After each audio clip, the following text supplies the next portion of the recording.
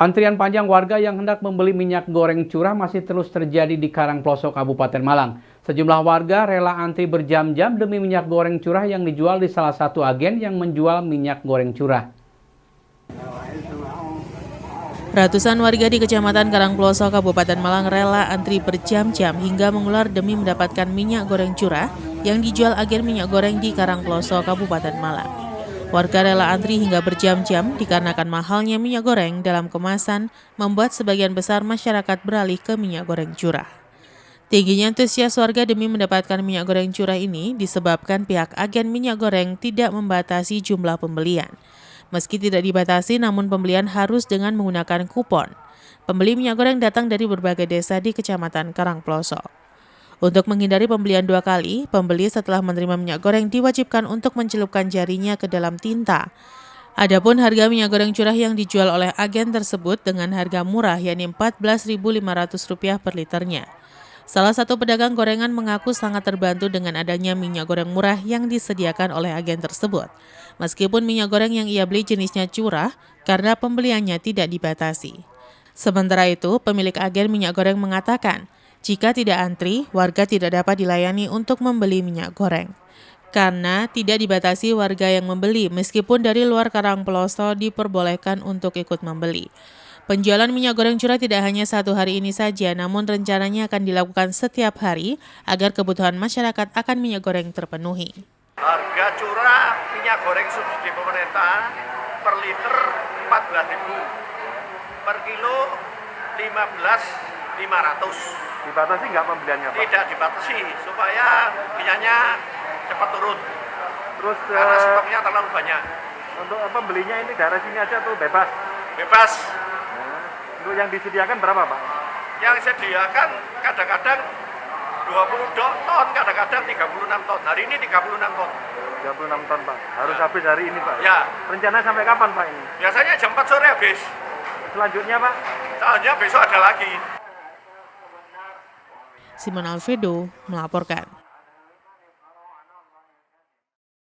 Sebanyak 8.960 keluarga penerima manfaat atau KPM di Kota Batu menerima bantuan langsung tunai minyak goreng dan program sembako tahun 2022 dari Kementerian Sosial Republik Indonesia bekerjasama dengan pemerintah Kota Batu dan PT Pos Indonesia Cabang Batu. Senin 18 April 2022 bertepat di Pendopo Kelurahan Ngaglik, Kota Batu.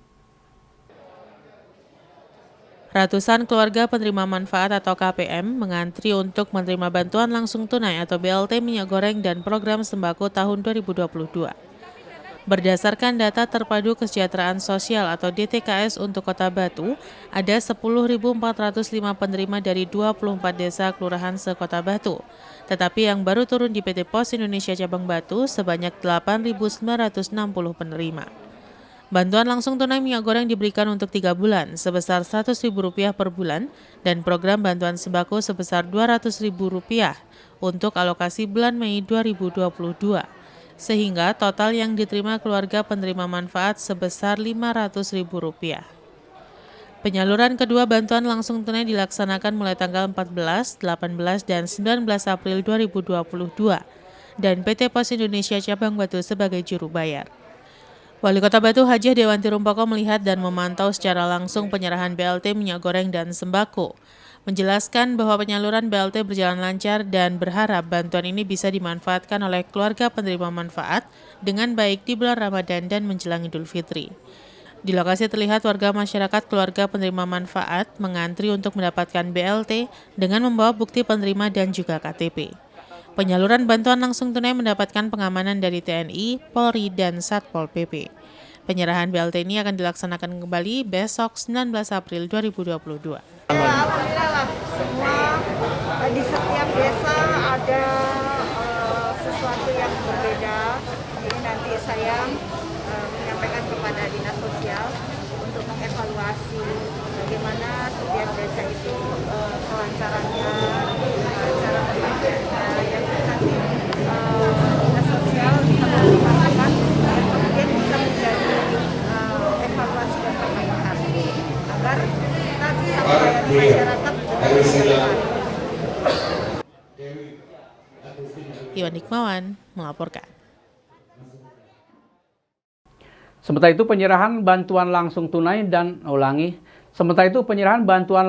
atau BLT minyak goreng dan program sembako juga berlangsung di Kelurahan Sisir, Kecamatan Batu. Sebanyak 564 KPM menerima BLT Rp500.000. Senin 18 April 2022 bertempat di Gedung Serbaguna Kelurahan Sisir, Kota Batu. Kegiatan penyaluran bantuan langsung tunai atau BLT kepada keluarga penerima manfaat juga berlangsung di Kelurahan Sisir, Kota Batu. Sebanyak kurang lebih 564 KPM menerima BLT dari pemerintah pusat melalui Kementerian Sosial Republik Indonesia. Bantuan langsung tunai minyak goreng ini diberikan untuk 3 bulan, April, Mei, dan Juni, per bulan Rp100.000. BLT ini diberikan untuk meringankan beban serta untuk meningkatkan daya beli masyarakat warga prasejahtera akibat kenaikan harga minyak goreng dan harga pangan jelang Ramadan sampai Idul Fitri.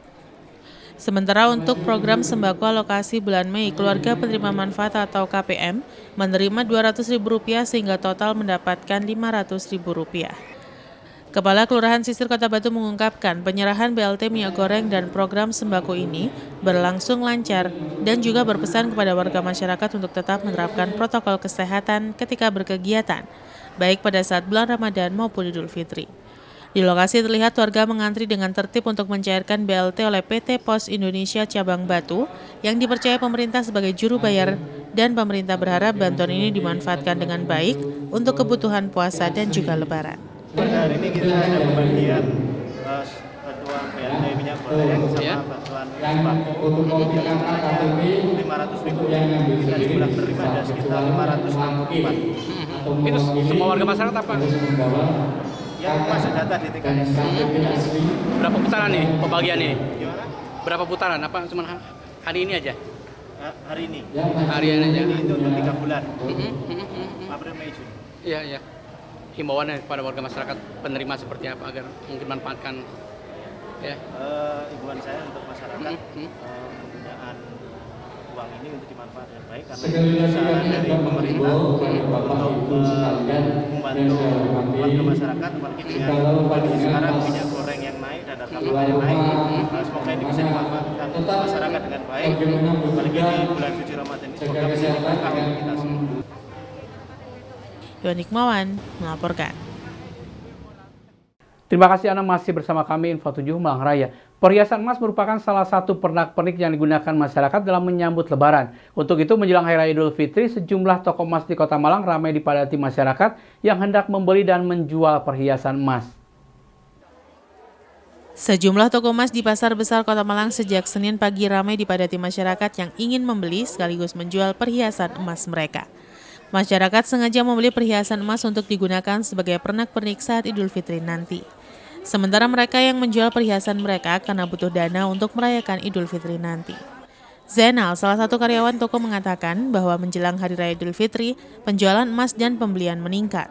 Peningkatan antara beli dan jual 50%. Meski harga emas masih tinggi, namun masyarakat cenderung beli untuk persiapan Lebaran nanti. Ya simpelnya itu ya ada yang jual, juga ada yang beli. Antara kurang lebih 50-50%. Lebih banyak yang jual atau yang beli, Mas? Ya sementara ini masih lebih banyak yang jual. Karena mungkin keperluan untuk buat hari raya, buat usaha gitu biasanya. Dalam sehari berapa transaksi penjualan perhiasan, Mas? Untuk individu saya mungkin kurang lebih antara 5 sampai 10. Di toko sampai berapa, Mas, sehari kurang lebih? Kurang berapa ya? Antara 50 jutaan. Mas, ini yang dijual ini emas antam atau perhiasan? Sing banyak perhiasan. Untuk antam biasanya masih disimpan mungkin. Kalau harga emasnya sendiri, Mas? Harga emasnya yang untuk perhiasan yang 70 itu kurang lebih 700 sampai 750. Untuk antam masih 900 lebih, 906. Harga emas cenderung stabil, naik atau turun, Mas? Untuk sementara ini masih stabil ya, naik dikit mah. Naik berapa? Dari berapa persen kurang lebih antara 5% lebih mungkin. Sementara Sri, salah satu warga yang membeli emas, mengaku membeli emas untuk investasi. Ia sengaja membeli perhiasan emas seperti kalung sebagai pernak-pernik yang akan digunakan pada Idul Fitri nanti. Sementara saat ini harga jual emas masih tinggi. Untuk perhiasan emas masih di kisaran 700 ribuan per gramnya. Sedangkan emas antam masih di kisaran harga 900 ribuan per gramnya. Tadi beli apa, Bu? Beli kalung. Mau lebaran sengaja beli perhiasan, Bu? Iya, untuk lebaran. Karena Bu, dibanding lebaran tahun lalu, tahun ini ingin lebih meriah menyambutnya atau gimana, Bu? Karena udah banyak kelonggaran. Iya. Tahun lalu kan nggak bisa kemana-mana. Kenapa Bu memilih beli perhiasan buat lebaran, Bu? Ya, untuk invest. Sekaligus dipakai untuk lebaran nanti, Bu ya? Iya. Harga berapa, Bu, tadi, Bu, emasnya belinya? Berapa gram, Bu? 10. Simon Alfredo melaporkan. Memasuki minggu ketiga Ramadan, jalan alternatif penghubung Malang dan Blitar di wilayah Ngantang masih dalam kondisi rusak menunggu perbaikan. Hujan yang masih turun berdampak pada bermunculannya kubangan air hujan dan jalan bergelombang parah. Beginilah yang terlihat di jalan penghubung Kabupaten Malang menuju Blitar, tepatnya di wilayah Sidodadi sampai Pagersari Ngantang. Jalan milik Provinsi Jawa Timur ini sudah mengalami kerusakan yang cukup lama dan masih menunggu perbaikan.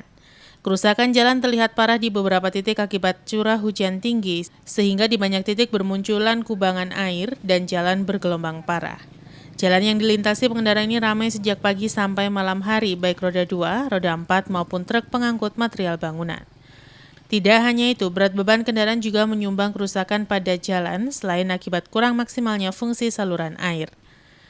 Para pengguna jalan yang melintas harus ekstra berhati-hati karena kondisi jalan di banyak titik berlubang parah dan bergelombang, sehingga kendaraan berat melaju dengan sangat perlahan untuk menghindari gangguan pada kendaraan dan pengendara roda 2 terjatuh akibat licin badan jalan.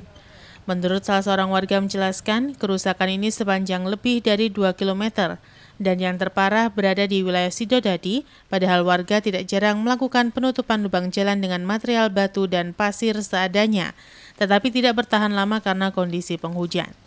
Di lokasi terlihat dari mulai Sidodadi sampai Pagersari, terdapat banyak titik kerusakan yang sebagian besar jalan dalam kondisi berlubang dan berkubang air hujan, sehingga jalan bergelombang.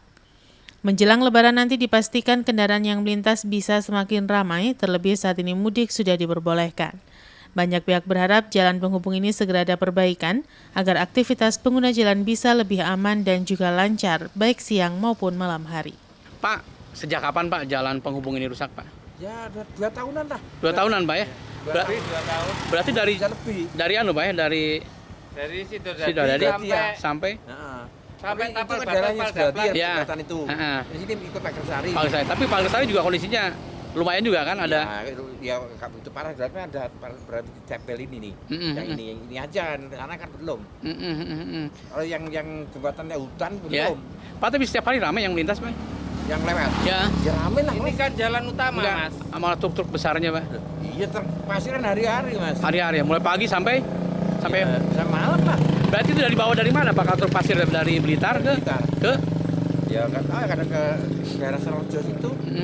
Tapi Pak kira-kira sehari truk-truk besar itu lewat berapa ratus Pak? Kalau sekarang agak sepi. Sekarang agak sepi ya? Kalau mungkin ada 50 lebih lah Pak. 100-an Pak ya. Pak sebagai warga masyarakat gimana, ini kan agak repot juga kalau melintas Pak ya? Iya. Khususnya di Paknya suruh cepat baikin itu loh. Mau hari raya. Iya. Iwan Hikmawan melaporkan.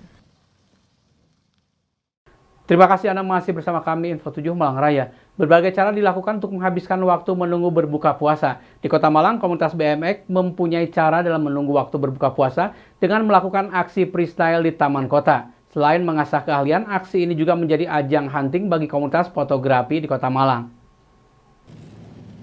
Beginilah aksi freestyle di taman di Jalan Ijen, Kota Malang yang dilakukan komunitas BMX Malang Trail Bike.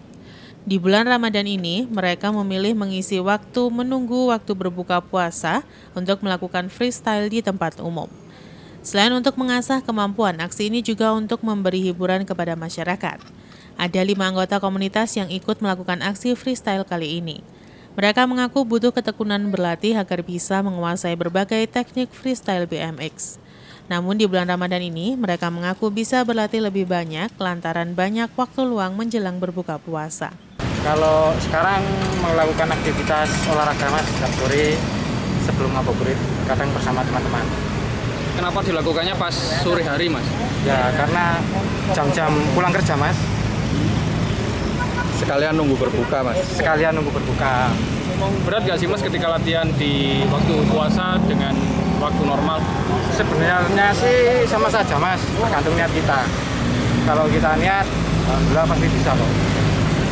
Ada kenyataan dan ketekunan juga mas. Aksi freestyle di taman atau tempat umum ini tentu saja menarik perhatian. Salah satunya komunitas fotografi di Malang ini.